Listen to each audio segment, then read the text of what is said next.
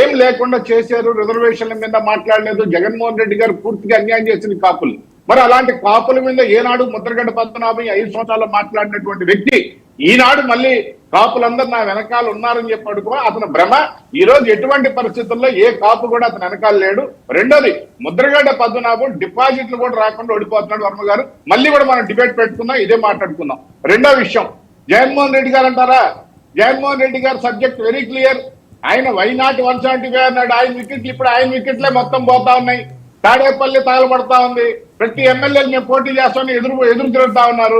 మరి జగన్మోహన్ రెడ్డి గారి గురించి మనం ఎంత తక్కువ మాట్లాడుకుంటే అంత పరిస్థితి. ఈనాడు రాష్ట్రంలో పులివెందుల్లో కూడా గెలిచే పరిస్థితుల్లో ఆయన లేని పరిస్థితి ఈ రాష్ట్రంలో ఉంది. కాబట్టి జగన్మోహన్ రెడ్డి గారు ఏ రోజు ఎలక్షన్లకు వచ్చినా ఆయన ఒకే ఒక అంశంతో బయటకు వస్తాయండి. ఎందుకంటే 2009లో ఆయన చూసాం మనం. ఏది, వాళ్ళు నా తండ్రి చనిపోతే తండ్రిని అడ్డం పెట్టుకొని సీఎం కావాలి, అతనికి ఏం లేదు, సీఎంఏ కావాలా. ఆనాడు 2009లో సీఎం కావాలంటే మా నాన్న చనిపోయాడు, సంతకాలు సేకరణ. దాని రోజు మళ్ళీ 2014లో మా నాయన్ని చంపేశారు, నన్ను సీఎం చేయండి అని చెప్పి తిరిగాడు. మళ్ళీ 2019లో మా బాబాయిని చంపేశారు, ఒంటరోని అయిపోయి నన్ను సీఎం చేయాలి. ఇప్పుడు మళ్ళీ 2024కి వచ్చేటప్పటికే మా కుటుంబాన్ని మొత్తం చీల్చేస్తున్నారు.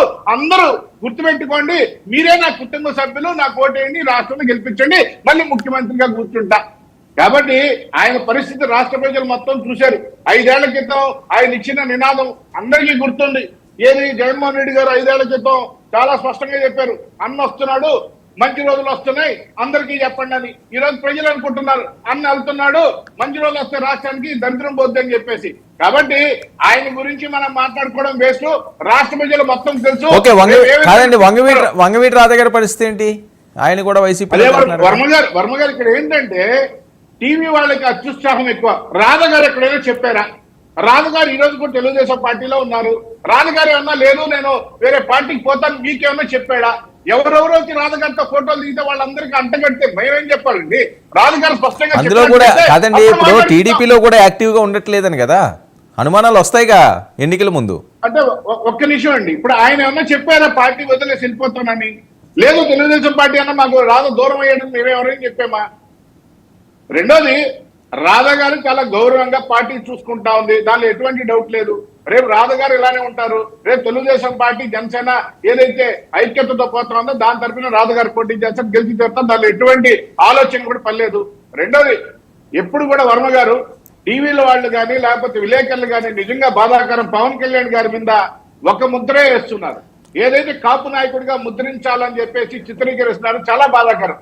పవన్ కళ్యాణ్ అన్ని వర్గాలకి సంబంధించినటువంటి వ్యక్తి అనేది మాత్రం ముందు స్పష్టంగా అందరు తెలుసుకోవాలి. ఎందుకంటే ఆయన ఏ సమస్య మీద పోరాడినా ఒక కులాం కోసం పోరాడలా, జనం కోసం పోరాడుతున్నటువంటి వ్యక్తి. అలాంటి వ్యక్తిని తీసుకొచ్చి ఒక సామాజిక వర్గానికే ఇతను నాయకుడిగా చిత్రీకరించే ప్రక్రియ ఏదైతే అధికార పార్టీ చేస్తుందో దానిలో పాములుగా అందరూ మాట్లాడుతున్నారు, బాధాకరం. పవన్ కళ్యాణ్ గారు చాలా స్పష్టంగా ఈ రోజు నిజాయితీ కూడిన రాజకీయ నాయకుడు, నిజాయితీకి కొన్ని విలువలు ఉంటాయి, రాజకీయాలు కొన్ని విలువలతో పోవాలని చెప్పేసి వచ్చినటువంటి రాజకీయ నాయకుడు పవన్ కళ్యాణ్ గారు. మరి ఆయన్ని కూడా కులముద్ర వేసేసి చిత్రీకరించడం నిజంగా బాధాకరం.